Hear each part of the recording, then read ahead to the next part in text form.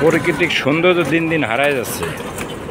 এই যে বুড়িগঙ্গা নদী কত বড় ছিল, আর এখন কালক্রমে ময়লার স্তূপ করতে করতে এইখানে একটা রাস্তায় পরিণত হয়েছে। হ্যাঁ, আজকে শুধু মানুষ চায় শান্তি, কিন্তু নিজেকে নিজেরই ধ্বংস করি, কিন্তু কোনো পথ খুঁজে পাই না। নদী খাল বিল সব আস্তে আস্তে ভরাট হয়। হ্যাঁ, তাহলে শান্তি কোথা থেকে বাবা তোমরা? তোমার ময়লা ফেলায় ফেলায় ভরাট করবে।